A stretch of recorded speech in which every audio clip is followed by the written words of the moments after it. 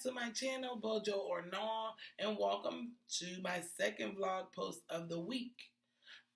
Today's vlog is about one of the things on my 33 things to do while 33. One of the things I would like to get accomplished while I am 33 years old is to establish a scholarship. I would like to establish a scholarship at Livingstone College. Livingstone College means so much to me because that's where I went to college and earned my bachelor's degree for elementary education. Okay, let me talk about my Livingstone.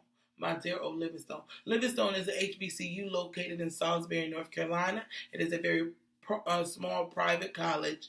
And while I was matriculating beneath thy maples and thy oaks, I became pregnant. And I got pregnant my senior year. Like, mind blown. So I got pregnant, not really mind blown because I know what I was doing. So anyways, but I got pregnant and my senior year. And my pregnancy was awful. Like, I was sick. My daughter put me through the ringer. I was sick. I was constantly in the hospital for 3 and 4 and 5 days at a time. And then it was just a mess. So every time I was in the hospital, I was missing class, or sometimes I was too weak to even walk to class. Like, I had lost a massive amount of weight. Like, I didn't even know that was possible to lose weight while you're pregnant. And then I realized that morning sickness wasn't just in the morning. So it was bananas. So first time being pregnant, away from home. Like, my school is in North Carolina. I'm from Connecticut. That's a 12-hour drive. And then my mom was in Memphis, which was 10 hours away. So it was ridiculous. So it was really just me relying on my sorority sisters and my friends. And all at the same time, I had to keep it under wraps because I didn't want to lose my housing because I was pregnant. And I just didn't want to be in trouble or anything like that. I was just like freaking out.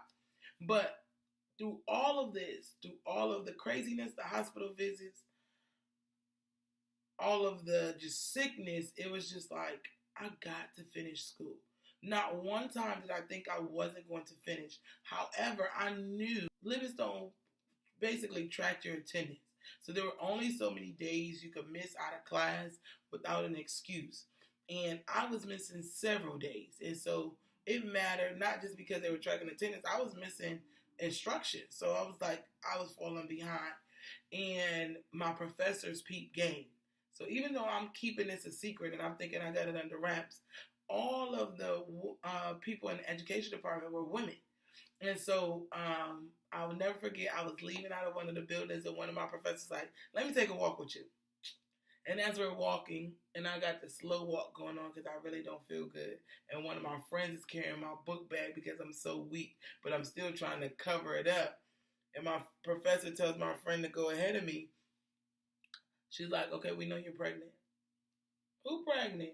She's like, we know. The department knows you're pregnant. Like, what can we do to help? From that moment on, the elementary education department, they already took me under their wing, but these women were just like, you're going to finish. That's not an option. We need to figure out what's the best option for you to finish. Like, you've come too far. You know what I mean? And so we had some grown women conversations. What did I want to do? I need to tell my parents, how is this all going to play out? Was I going to stay here? Was I going to go to Connecticut? Like, they forced me to have this conversation. So it wasn't just about, oh, you about to fail this class, or I did not fail a class. Let's get that straight, though. It wasn't about you failing a class or anything like that. It wasn't just about academics. It was about me as a person, me as a first-time mother, me as a young mother, all by myself away from home. So the love these women gave me, the support, the encouragement meant the world to me. Like, I finished that semester. I actually had to go home because I got sick again. So I finished that semester independent study, and I'm emailing my professors every day. So aside from them having their own class of students, they still getting back to me, this one student. So they let me know, like, they care for me and they support me and they believe in me. So that meant a lot to me. And then when I returned back and my daughter was 4 months old and I had to student teach. Honey, they were there. They okay, how's the baby doing? All right, and when is this and this paper? And still do.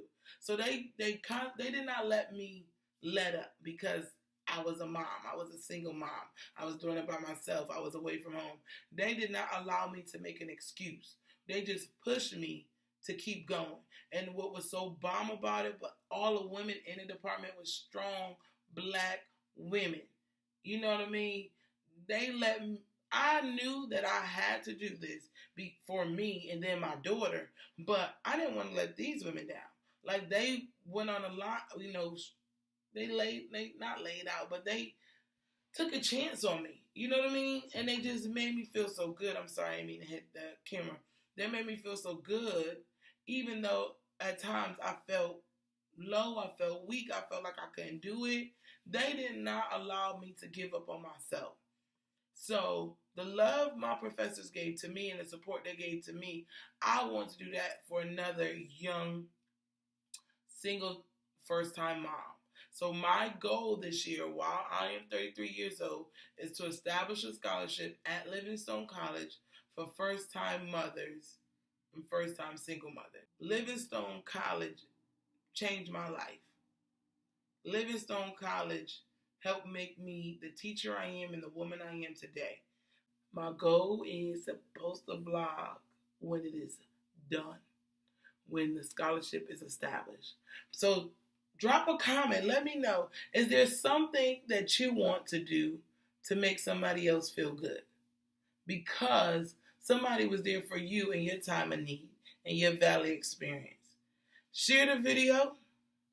Like the video. Subscribe. Deuces.